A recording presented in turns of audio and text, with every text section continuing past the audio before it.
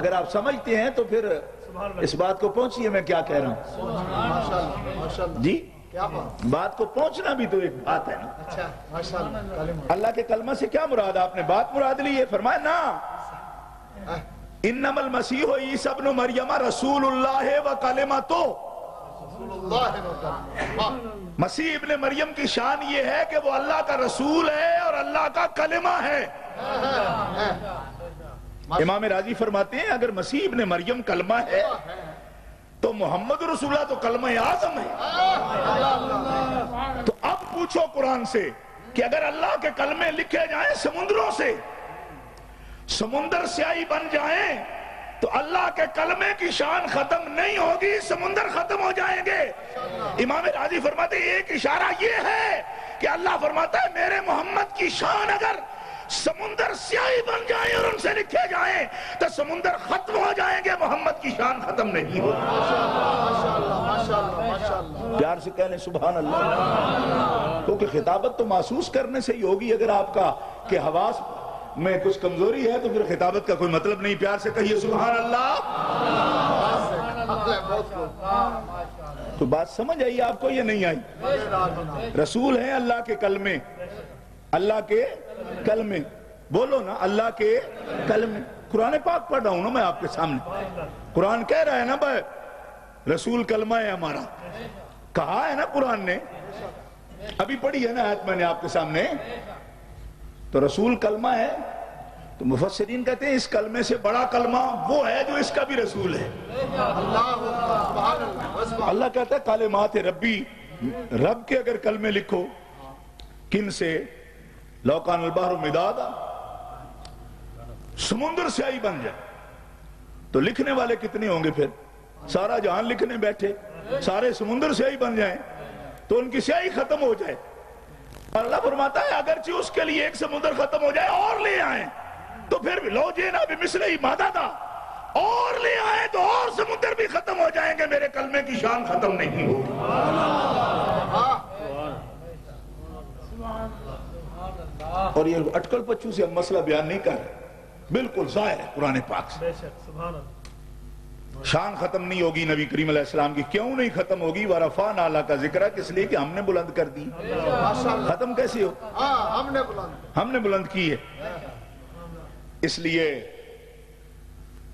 کہ ہماری تخلیق ہے اور احسن تخلیق ہے سب سے خوبصورت تخلیق ہے اللہ تعالیٰ فرماتا ہے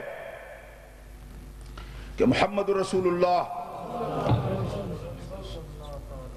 سب نبی اور رسول اس زمین میں اللہ کے نائب ہیں اللہ کے نائب ہیں خلیفہ ہیں نائب ہیں اس پر توجہ فرمائیے قرآن مقدس خود فرماتا ہے خلیفہ کے لفظ سے انی جائل فی الارض خلیفہ حضرت آدم علیہ السلام کے بارے میں پہلا بشر جب زمین میں آیا آدم علیہ السلام کو خلیفہ کا منصب سونپا گیا اور زمین خلیفہ کے بغیر قائم نہیں رہ سکتی خلیفہ قیامت تک ہے اللہ کا زمین میں اور وہ آدم علیہ السلام نہیں ہے کیوں کہ آدم علیہ السلام خلیفہ ہوئے بعد میں بھی خلیفے بنائے گئے یا داؤد انا جعلنا کا خلیفتن فی الارض ماشاءاللہ تو آدم علیہ السلام کے بعد اگر اور بھی خلیفہ ہوئے تو پھر بتاؤ اس دور میں خدا کا خلیفہ کون ہے اگر خلیفہ کے بغیر کام چل سکتا ہے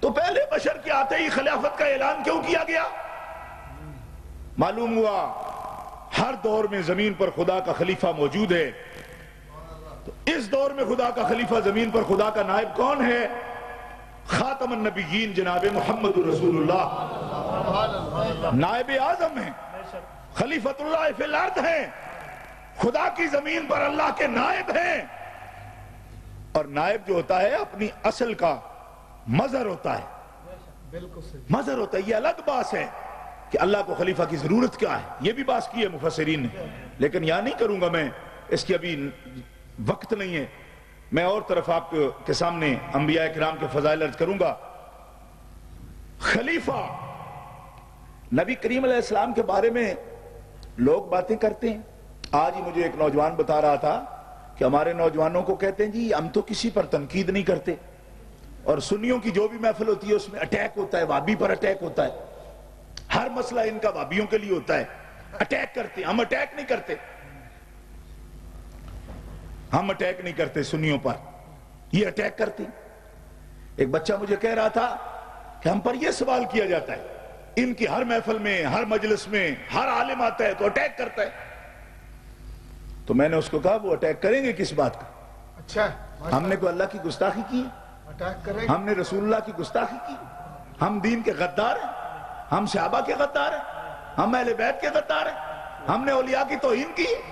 بھائی چور چوری کرتا ہے نا، تو اس کے بعد چور کی برائی کون کرتے ہیں؟ جن کی چوری ہوئی ہوتی ہے کہ چور برائی کرتا ہے کہ یہ مالک بڑا غدار ہے، کیوں؟ میں نے اس کی چوری کی ہے۔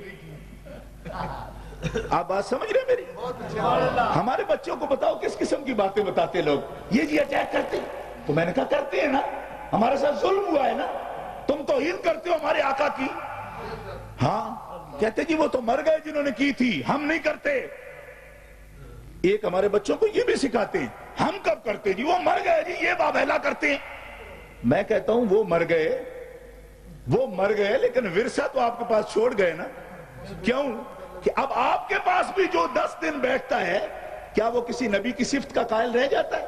نہیں رہتا۔ بتائیے، میں چیلنج سے پوچھتا ہوں کہ اب بھی کوئی وہابی کی مجلس میں بیٹھتا ہے تو 2 مہینے 4 مہینے بیٹھنے کے بعد کسی نبی کی عظمت کا قائل رہ جاتا ہے؟ نہیں رہتا، بتاؤ تو پھر کتابوں میں کیا لکھا ہے؟ یہ تو گند آپ کے سینوں میں موجود ہے۔ وہی اندر آ جاتا ہے۔ بات سمجھ رہے ہیں آپ؟ بہت اچھے، بہت اچھے۔ یعنی ہمارے بچوں گمراہ کرتے ہیں، یعنی کہ ہم اس کے مستحق نہیں ہیں کہ لوگ ہم پہ اٹیک کریں۔ میں نے کہا آپ تو اس کے مستحق ہیں کہ قتل کر دیے جائیں، کیونکہ ہماری کتابوں میں لکھا ہے کہ جو گستاخ ہے وہ مرتد ہے اور مرتد واجب القتل ہے۔ یہ تو ہمارے ایمان کی کمزوری ہے کہ تم زندہ پھرتے ہو اور تم زبانی بھی برداشت نہیں کرتے۔ ہم اپنے لوگوں کو بتانا چاہتے ہیں، ہمیں ان سے اٹیک سے کیا لینا ہے؟ ہم تو اپنے لوگوں کو، امت محمدیہ کو، عاشقان مصطفیٰ کو ان سے بچانا چاہتے ہیں اور بتانا چاہتے ہیں کہ وہ کتنے خبیث لوگ ہیں، اور ہمارے مظہومہ، ہمارے بتائے ہوئے، ہماری باتوں کے وہ مخالف نہیں ہیں بلکہ وہ اللہ کی آیتوں کے مخالف ہیں۔ بات سمجھو، میری خواہش کے مخالف نہیں ہیں۔ میرے تو گھر ان کی بیٹی ہے، آپ یقین کریں، میری خواہشوں کے مخالف نہیں ہے وہ۔ ہاں، میری بیوی کا سگا تایا دارالعلوم دیوبند سے فارغ تھا۔ ہاں، یعنی آپ اگر یہ سمجھے کہ ہماری خواہشوں کے مخالف ہیں وہ، ایسی بات نہیں ہے۔ ہماری ان سے کیا اختلاف ہے؟ بھائی دیکھو، ہمارا یہی اختلاف ہے کہ وہ اللہ کی آیتوں کے دشمن ہیں۔ ابھی ہمیں نوجوان بتا رہے تھے کہ وہ کہتے ہیں ہم تو عمل کی بات کرتے ہیں، ہم تو عمل کی بات کرتے ہیں، اور یہ ہر وقت ہم پہ اٹیک کرتے ہیں۔ میں ایک نہیں کوئی 10 محفلوں میں یہ بات آپ کے سامنے کئی دفعہ اس پر ریکارڈ بھی ہو چکا ہے۔ میں آپ کو بتاتا ہوں کہ دین اسلام عمل کا نام نہیں ہے، صرف عمل کا نام نہیں ہے، عمل سے پہلے عقیدے کا نام ہے۔ عقیدے کے بغیر عمل قبول ہی نہیں ہے۔ قرآن پاک میں 20 آیات ایسی موجود ہیں، اعمالہم کسراب بقیعۃ یحسبہ الظمآن ماء۔ کفار کے عمل کی مثال تو ایسی ہے جیسے کسی صحرا میں کوئی چمکتی ہوئی ریت دیکھے اور پیاسا اسے پانی سمجھ کے دوڑنا شروع کر دے کہ مجھے پانی مل جائے گا۔ اللہ فرماتا ہے اذا جاءوا لم یجدوا شیئا، جب اس کے پاس جاتا ہے کچھ نہیں ملتا، ریت پڑی ہوتی ہے چمکتی ہوئی، تو وہ کہتا ہے میری پیاس تو نہیں مٹی۔ فرمایا کفار نیک عمل کر کے جتنے بھی آئے میرے پاس، ان کے عملوں کی مثال سراب ہے، وہ آئیں گے انہیں کچھ نہیں ملے گا۔ کیوں؟ ہم نے کہا تم نیک عمل کرتے رہے؟